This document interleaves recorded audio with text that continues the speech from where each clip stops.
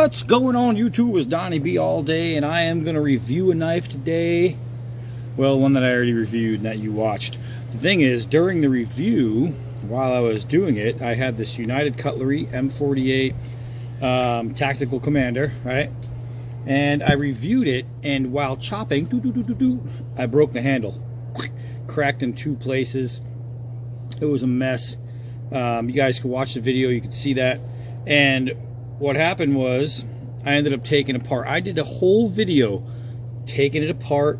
I did a whole video of finding the right piece of wood to make for a handle.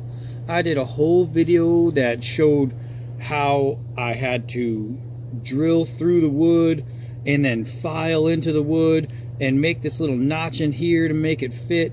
I mean, I did this whole video that showed every single step it took for me to get to this point, why it's shaped like this, and how I made it for my own hand. And it's hard to see because I made it black, but where the finger grooves are, there's one for my pinky, there's one for my finger, so you can see it's not on that side, it's only on that side. I made this specifically for my hand, and I ended up absolutely just filling and drowning this thing in epoxy because I wanted it strong. So basically what I did is I just took a piece of sycamore, right, one there, and I took a nice big fat chunk. It was about this round, cut it down, measured it out to where I needed it to be. Then I took it over to the sanding belt and gave it an angle. And then what I did is I found center and began drilling my holes. And this one, it has a bigger hole on the inside than, you know, it's not just a rat tail hole. It actually has this is countersunk, and it has this little groove so it sits so it doesn't shift. So I had to make that, and once I made that, then what I did is I brought it back to the sanding wheel and I ground this end all the way down to meet here. I didn't make this go all the way in because, again, I wanted it to fit my hand. I wanted it to be perfect for me. So after all was said and done, I took it and I started shaping it, and I shaped it. I took a file and I hand filed down a bunch of what I wanted, and then I took some sandpaper and started smoothing it out. So I made it for me. And knowing what I'm using this for, and it's not going to be some show knife. This isn't something I'm bringing to places to say you should buy one of these because it looks like this. No, I made this for me. I even took the angle. I wanted the angle to be pitched, so I brought my handle up. You can't really tell, it's canted just a little bit, and that way for chopping I'm getting that downswing, and that's where it's coming, so it's at a V instead of like kukri where that way, because I already have a belly, it's a recurve, so I don't need it to go forward.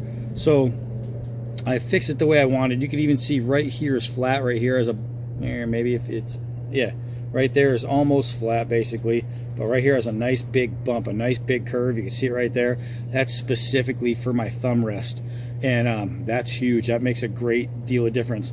Now, when I started the epoxy, I had it all in the handle, and I pressed and I did it, and then I took epoxy and just smeared it all around. I went around the nut, inside of here, just all the way around. I filled every single gap, and usually you could see, you know, damn, stop being blurry. You can see on a blade where it'll go down and then in, up and then in, and it's a little square, and then the rat tail. I wanted to make sure there was no gaps. I'm talking no gaps at all. No room for loosening, no room for shifting. It's just for me. So now the thing is, I have this nice smooth piece of wood that's not very stable. It's going to slide around in my hand a little bit. It'll give me some shifting. So that's where this comes in. Boo, boo, boo. It's just Ace medical tape. This stuff is really good. It gives a good grip, and you can wrap it as tight as you want. And what that's going to do is just going to finish it up. It's going to hide some of the ugly, but what it's going to do is just going to improve the grip without changing the grip. Because if I use a thick tape, like if I use the that tennis racket tape, that grip tape, it all of a sudden all these little grooves that I made would just be gone. They disappear because the stuff is so fat. So what I need is something that's ultra thin, that can be stretched and to stretch it to fill every single little corner and gap. And that's going to give me a perfect handle for what I need.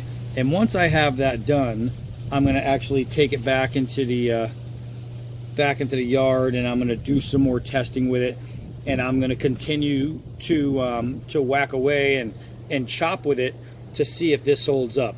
Because the last time chopping sent the blade this way every time you chop, and it absolutely cracked the top of that very cheap handle that comes on these.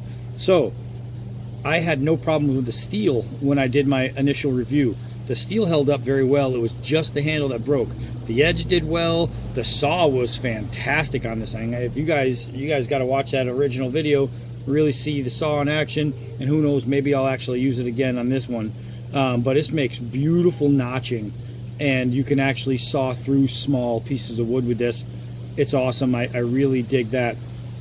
But having a good blade and a bad handle means you don't have a good knife. So in order to have a good knife, it has to be good from front to back. This part is just as important as this part if you know how to use a knife. So what I'm going to do is I'm going to wrap this. Once that's done, I'm going to end up going outside and giving this a review with the new handle, so you guys can see if it's any different, any better, any worse than it was when I originally picked it up. All right, so stay tuned, y'all. All right, everybody, so that was a minute of my time gone by, and that's all it took. And you can see every contour and every shape I have in this handle. And this tape works so well because you can pull it as tight as you want. It's going to hold every single little groove. It's not going to change the size, really. So that's pretty good. Actually feels much better. Feels a lot better than it did when it was brand new. This is made to fit my hand. I was telling you how I made this video step by step showing you everything, and then I accidentally erased it. So kind of pissed myself off because that was it takes a little bit of time to make a handle. You know, if you're making all the shaping, you're drilling, you're doing this, and literally all I did is take the chunk of wood, measure, set it, drill it, shape it, bada boom, bada bang, did all that, sanded and filed. And so it was probably worth seeing if you're a knife guy and you've never built a handle on a knife. It would have been nice to show you because it's not hard. It's not hard at all. I mean, I did it. But like I said, you know, the steel on this guy was impressive to me. It held up pretty well after all that testing. Let's see. You know, after testing, I don't remember if it was shave sharp when I first got it. It's not really shave sharp now. But I did test it, and I don't think it was shave sharp when I first bought it. So what we're going to do is we're going to take the new handle shape and the new handle dimension, and we're going to go and I'm not going to do a crazy full video because I already did a full review and I showed you all the different things I can do. What I'm going to do mostly here is I want to chop because that's where we broke the last one. So I figure the only thing that it really needs to show you it can do is chop, and that's of course with a new handle with nice hard wood. So let's go do some chopping. Right on. All right, so there's a few ways we can show chopping. I can do it on a nice hard pallet, or I could do it on some trees. I figure we'll just do both. So what I'm going to do is start with pallet and give myself a few whacks here. And this is really going to test my handle because it's just constant banging. You know what I mean? I'm not testing the blade at this point because I know the blade can chop. What I want to do is test to see if there's going to be any banging and this and that. And I figure another thing we could do is a couple of throws into the stump, because if it's going to loosen and rattle, that's where you're going to hear it, and that's where we're going to see it. So let's get rid of some of this. Let's do a couple downward throws and see if anything loosens. And it is solid, solid. Ugh. Tell you what, you don't hear any toings and doings and stuff like that. So far, this is absolutely, I mean, you'd be able to see that epoxy right there. If it was going to loosen, that would crack and you'd see it. But I mean, it is just on there so well right now. The amount of epoxy on there should hold this through, you know, anything. You know what I mean? I don't care. It could be a nuclear blast. That epoxy should hold. So let's take this guy and go whack into some trees. What do you say? Let's do that. Okay, let's do an easy one first, right? We got this little 1-inch forest tree. That's pretty simple. Let's get a little bit thicker. That's pretty simple, a little bit thicker. Not only did it go through that, but it went through a vine as well. So obviously, you know, I told you that the steel is good, and that hasn't changed my mind any. But so far, I mean, I haven't given it a full real test yet, but I remember this wasn't very good feather sticking, but you know, it's actually not bad. It's just improving your own techniques to get it to work, and that's what I had to do with this. I remember that the blade angle just wasn't great on the edge, the edge geometry, I should say. Wasn't great when it came to feather sticking. So basically, I had to just teach myself how to work this angle, and it's fine. I mean, it's still usable for it. But now let's go put this to a little bit better of a test right here, because if we're going to break it, it's going to be right here. If anything's going to loosen, it's going to be right here. I don't see that happening. Let's keep going. All right, we're recording. It looks like. So I already have these a couple of these trees downed. So what I want to do is, it's already cut to right here. You can't see it, but that's where it is. So I want to use this piece to chop on and see what we can get here, because it's going to take some chopping to get it down. And I'm going to swing with a pretty good pace on the blade, because I really want to see how well this handle is going to hold up. And so far, it feels solid in the hand, just solid. That's not too bad. That's not too bad. Let's give it a little bit of work. Let's see here. Now, changing the angle on the handle actually feels really good. I'm liking it so far, and it feels like it's liking me because it's working. So now what we're going to do is we're going to take this guy, I'm going to put it up here. I'm going to come back to you guys in a second. I'll be there. I'm going to baton straight through this, and I'm going to hold the end of the handle, because normally if I wanted to protect a handle, I would hold it up here and baton. Holding it here is going to put pressure down here, so I'm going to get mostly through it, and now I'm going to hit right where I've put my epoxy on the inside, and it's no problem. No problem. I told you before, the steel is good. It's just cruising. Now let's make a nice notch with the saw. I'll show you what I was talking about, because this saw can notch. Where is it? Right there. Look at that. That is beautiful.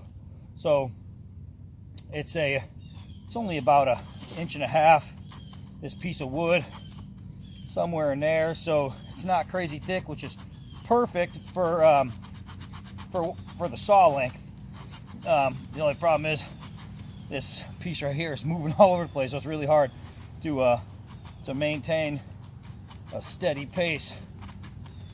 And I was going to saw through it, but I'm all over the place here. Let's see if I can't catch it if I just saw softer. And it's going through no problem. I'm just wobbling like crazy, and I would do it where you guys are, but it's a loose log, and I don't want it to shift and knock you guys down all over the place. So what I'm going to do is just give it like this right here. You could see if I just went for another 30 seconds, I'd be all the way through it. Man, I'll use the spine. See if I can't go through this. And of course I can. Awesome. Awesome, awesome, awesome. So I broke it chopping, And I did no more chopping than what I just did here. As a matter of fact, I probably did more chopping here than I did originally when I broke it. Ta-da! This thing is together. This thing is solid. It's one piece. It feels immaculate in hand. I'm not going to go to the rack and go over it because I already did that once. The only thing that's changed is right here. It's from here down.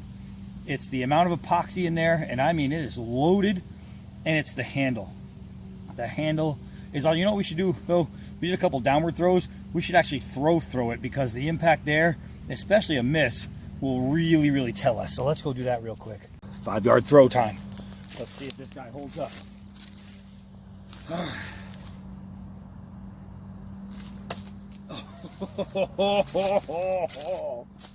Yeah, that was too easy, actually.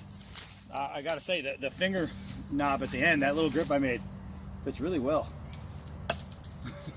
That's the exact same spot. That's not pause and restart. That's 2 throws, dead straight, in a row, the exact same spot. We call that pretty damn good out here in this country. I gotta say, guys, this knife right here was almost a waste of money when this broke.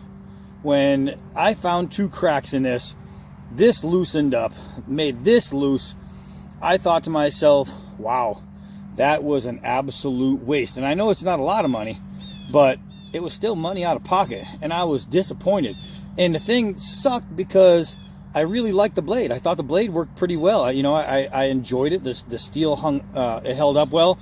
It wasn't shave sharp. I mean, I can make it sharper, and I think now that this is working, I might spend the time on the edge. If not, I'll just leave as it is and give it a just a whetstone, and that's it. But I'll tell you what, if you have an interest in one of these knives, and you have a drill, and you have car keys, and you can get to Rockies or wherever and go get yourself some epoxy, go to Home Depot, get yourself a piece of wood. You can go out in the woods and get a piece of wood. They're free. Get yourself hardwood, and make sure it's a big fat piece, because you want enough to where you can go and shape it all the way you want. If you get something that's close to the shape and then start grinding down, you start to feel you might make it too thin. This little humpback right here, that's providing the extra strength from when I do my chops. That's what that's for. I did that specifically for chopping. I wanted it thick up top, and I'll tell you what, that was a very good decision because it works great. So overall, it's basically you buy the knife, and it's the same as buying a blank. You buy a knife blank, and then you start up. Now, if you don't want to do that, this is what I recommend, and this might just save your day buying one of these. It's only got a hex screw right here, right? You got a little Allen head. If you buy one of these knives, I'm telling you, even if you keep that cheap handle that it comes with, and you don't want to have to make a new handle, do this. Take this off, pull that, pull the handle off, and pull this down just a little bit. Get yourself epoxy. That's all you need. Epoxy the hell out of your handguard up here. Epoxy the hell out of your tang. Epoxy the hell. I'm talking so much that when you pull it all together, it just starts squirting out. You want to fill this whole thing with epoxy. Once you get it on and you get this tight, and you're going to put a little epoxy on the threads, once you get it tight, then you're going to epoxy this whole end. Don't worry if it looks a little goofy. Don't worry about that. You like that whole, yeah, that's a man in the woods sound. Don't worry about the epoxy looking like it's been epoxied. Who cares about that? You want a working knife, right? And if you buy this thing with the original handle, I'm pretty sure that if you use really, really good epoxy that's made to hold this stuff together, then you are going to have a very, very happy knife life with this thing. Outside of that, even with the original handle, I would suggest getting some of this and going tight, tight, tight. I'm talking pull and move and pull and move all the way around this thing, because what that's going to do, it's going to add a whole lot of extra stability. Not just the grip, but the stability.